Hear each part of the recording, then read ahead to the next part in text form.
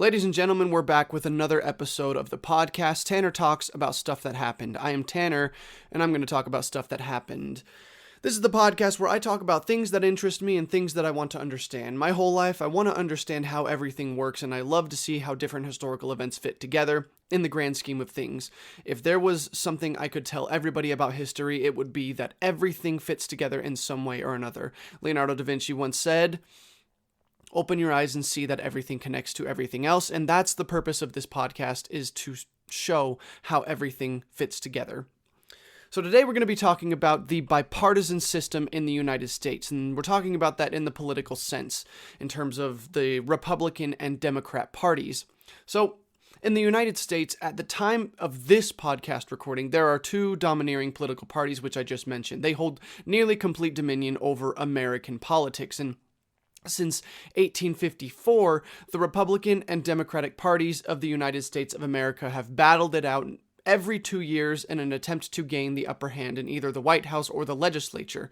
And I say every 2 years, not every 4 years, because I'm not saying just the presidency. It also has to do with everything else in the legislature. And before that, the Federalists and Democratic Republicans took turns duking it out for the same purposes. Today, the Republican Party is seen as a conservative, business, and free market-oriented party, while the Democratic Party is seen as progressive, liberally economic, and social-oriented party. Generally, these two parties don't play nice. That is inarguable. And in 2016, things reached a fever pitch when the election battle between Donald Trump, the Republican nominee for President of the United States, and Hillary Clinton, the Democratic nominee for the same office, ensued.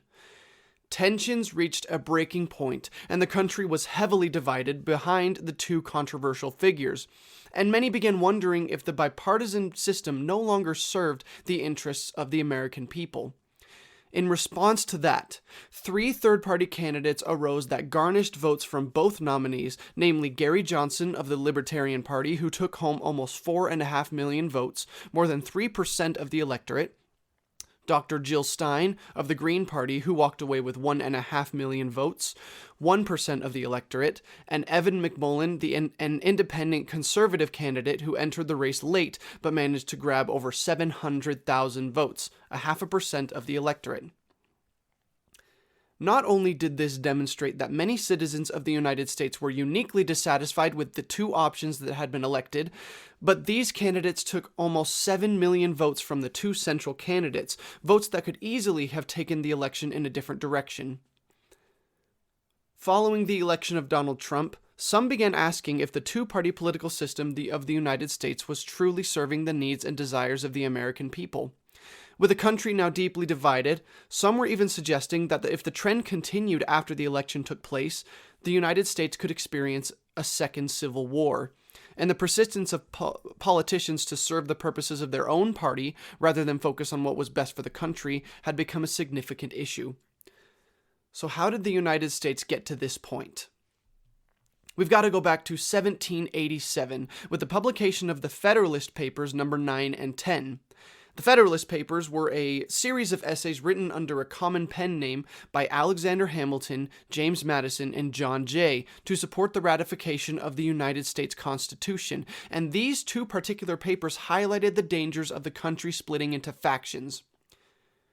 George Washington himself warned against party politics, but in 1789 the Federalist Party was created, also, ironically, by Alexander Hamilton, and also to support the ratification of the new Constitution.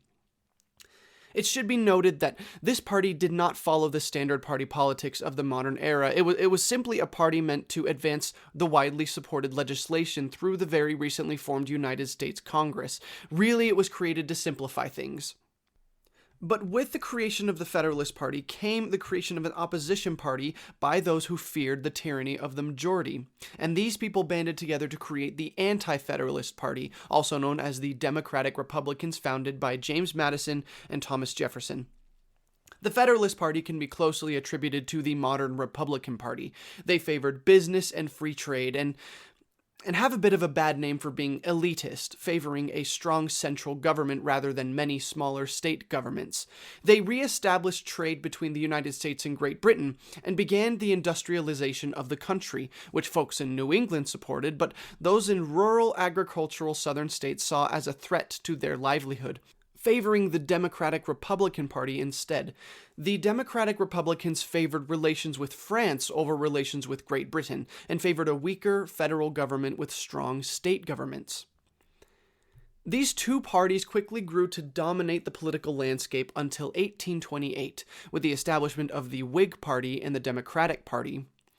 The Democratic Party was founded by supporters of Andrew Jackson, taking the place of the Democratic-Republican Party, and the Whig Party was a coalition of anti-Jackson politicians hoping to keep Andrew Jackson from the presidency.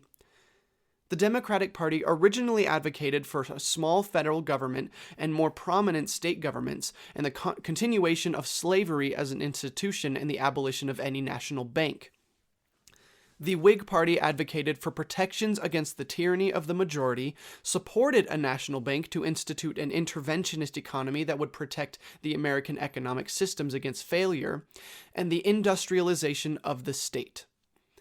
While Andrew Jackson took to the presidency, the Whigs were able to get several presidents into office before the dissolution of the party in 1856, including William Henry Harrison, Millard Fillmore, and John Tyler. In 1854, a bill was introduced to Congress suggesting that part of the territory acquired by the United States in the Louisiana Purchase be organized into two states, Kansas and Nebraska, and this became known as the Kansas-Nebraska Act. If you're familiar with the 1850s in the United States, you'll remember that it was a tumultuous time in the country as states were labeling themselves either slave states or free states. In the years preceding the introduction of the Kansas-Nebraska Act, the Missouri Compromise had taken place, which labeled Maine as a free state while Missouri would become a slave state. And part of the Kansas-Nebraska Act would repeal the Missouri Compromise in favor of leaving the status of a state as a free or slave state up to the popular sovereignty. This stoked fears about slavery and anti-slavery among the United States Congress, as they would no longer be allowed to decide which states were free states or slave states, and such a hot-button issue at the time being left in the hands of the people could lead to further division and even violence. In opposition to the Kansas-Nebraska Act arose the Republican Party in 1854, declaring that slavery was immoral and arguing against its expansion into Kansas and Nebraska, leading to the events that would come to be known as Bleeding Kansas, which I'll probably do an episode on at some point. But since 1854, the Republican and Democratic parties have evolved and slowly changed their stances on certain topics. Since this is not a political podcast, but instead a history podcast, I will not be outlining their stances on anything in the modern day, but I'm going to talk really quickly about some third-party candidates that have made waves in this stone-cold two-party system. Since the Republicans and Democrats assumed control of Congress, it's been extremely difficult for a third party to rise to prominence, as the United States is based in a winner-take-all system, as opposed to proportional representation.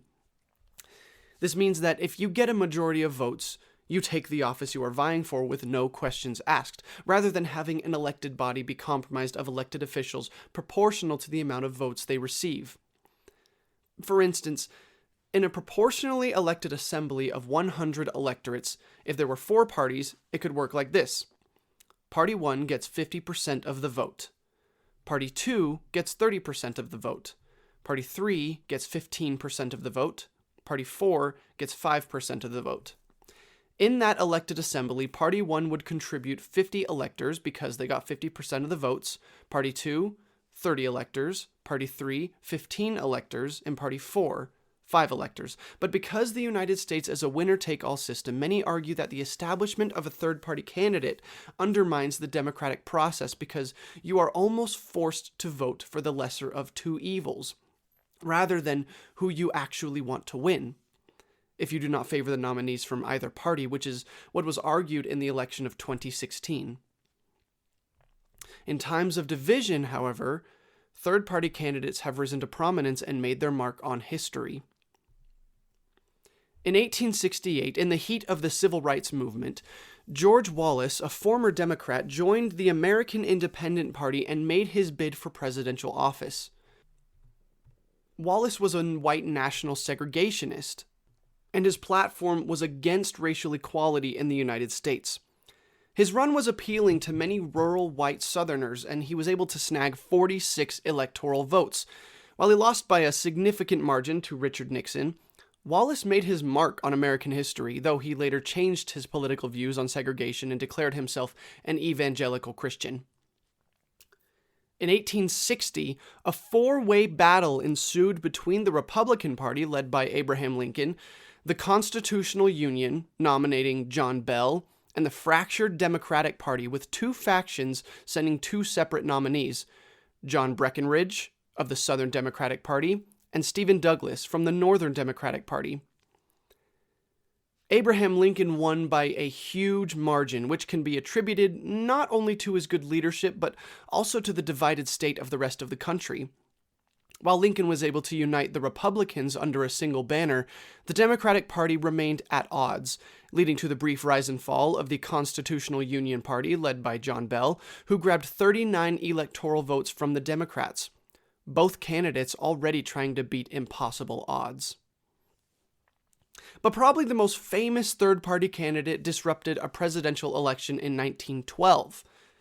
Theodore Roosevelt had already served as President of the United States, but had come to be very disillusioned with the Republican and Democratic parties, finding it difficult to agree with either of their policies entirely, so he decided to form his own party, coming to be known as the Progressive Party of the United States. While Democrat Woodrow Wilson won in a landslide vote with 435 electoral votes, Teddy Roosevelt was able to make his case with 88 electoral votes, leaving poor re-election hopeful Republican William Taft with a meager 8 electoral votes. Not only would Teddy Roosevelt be remembered as one of the toughest presidents in history, but he'd also come to be remembered as one of the most successful third-party candidates of all time. Time will tell if the United States chooses to stick with the traditional two-party system. Many Americans have become disillusioned with the party politics in the United States, and it's undeniable that a fair amount of politicians put the desires of their party before the needs of the American people, leading to corruption and gridlock. Perhaps George Washington said it best when warning the American people against political factions in his memorable farewell address in 1796 as he prepared to return to Mount Vernon for the remainder of his life. And this is what he said. However political parties may now and then answer popular ends, they are likely in the course of time and things to become potent engines by which cunning, ambitious, and unprincipled men will be enabled to subvert the power of the people and to usurp for themselves the reins of government, destroying afterwards the very engines which have lifted them to unjust dominion. I guess it's up to us to decide if this warning has become a reality. All right, that will do it for this episode. Thank you for tuning in to Tanner Talks about stuff that happened. I'll be back next week talking about more stuff that happened. This episode was a little bit shorter, but I enjoyed researching this episode and I learned a lot. So thank you for tuning in. I hope you learned something that I did, and I will catch you next week. If you enjoy the podcast, head over to Apple Podcasts or wherever you listen to podcasts and leave a 5-star review. It really, really helps us get more people involved in the conversation about history and why it's so important. Thanks again for tuning in, and I'll see you next week.